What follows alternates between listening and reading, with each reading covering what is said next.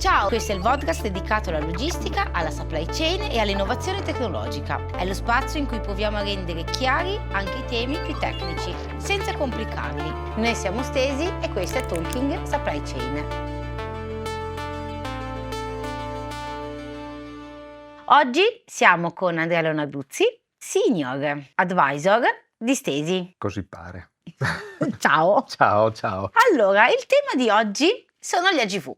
Cosa sono gli AGV? Beh, allora, gli AGV sono veicoli a guida autonoma, dall'acronimo Automated Guided Vehicles. Ormai parliamo di più di qualche decennio fa, hanno visto i loro albori, i primi albori, diciamo, intorno agli anni 50-60, potremmo dire, nell'industria dell'automotive. In quell'epoca gli AGV venivano utilizzati per delle necessità ben specifiche, erano strettamente legate allo spazio all'interno dei quali questi si muovevano. Infatti erano sistemi diciamo al passo con la tecnologia di allora, quindi il sistema di guida era di tipo induttivo, magnetico, e quindi richiedeva appunto dei binari, dei percorsi fissi all'interno dello spazio logistico. Ecco, cosa che invece al giorno d'oggi non è più così di fatto, perché la tecnologia è venuta molto in aiuto in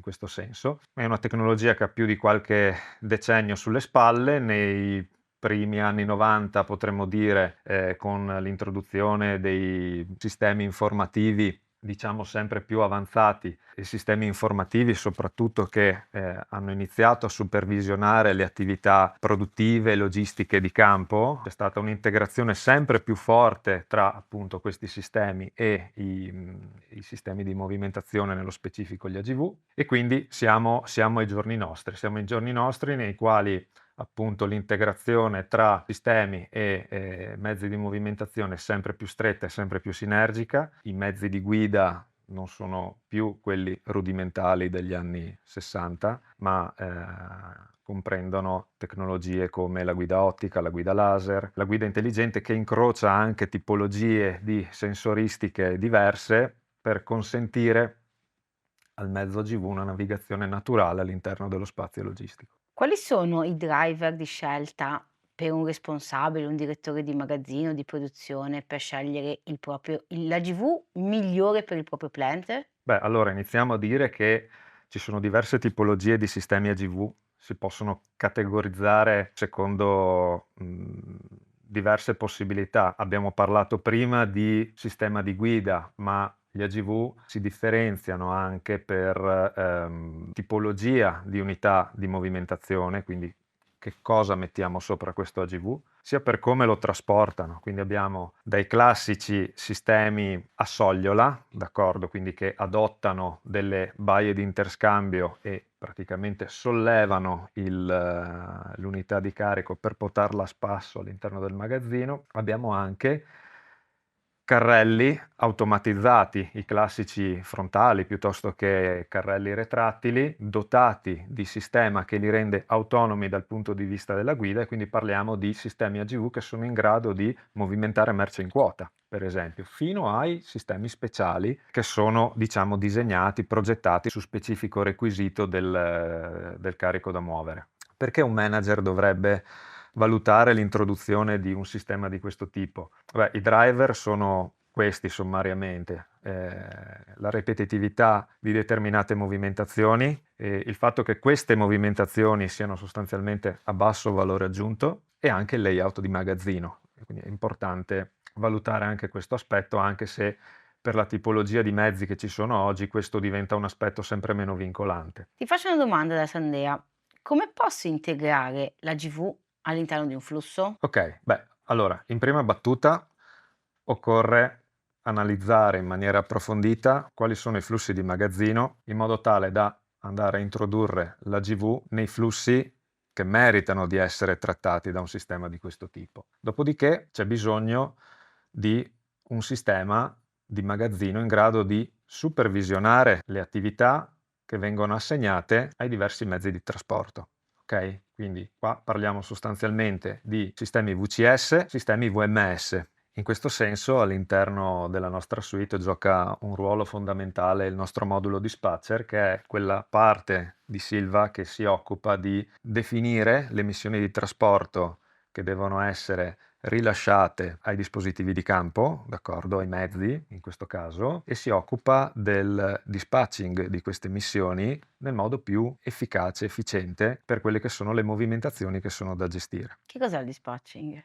Per dispatching intendiamo l'assegnazione ai mezzi circolanti di missioni di trasporto, ok? Questa assegnazione chiaramente deve essere fatta con un criterio logico, no? E noi ne possiamo mettere in atto diversi. Ne faccio un esempio. Per esempio, possiamo assegnare delle missioni di trasporto in funzione di dove il singolo mezzo si trova all'interno del magazzino e quindi andiamo ad associare al singolo mezzo la missione di trasporto che è più conveniente far seguire a quel determinato mezzo. Ovviamente poi i criteri che possiamo tirare in ballo per queste assegnazioni sono vari e configurabili e anche combinabili a piacimento. Ho un elenco di diverse tipologie di AGV. Io ti do il nome e tu mi spieghi brevemente come spiegheresti a tuo figlio che cosa sono? A binario fisso. Diciamo che questi sono i sistemi più rudimentali, sono quelli strettamente legati allo spazio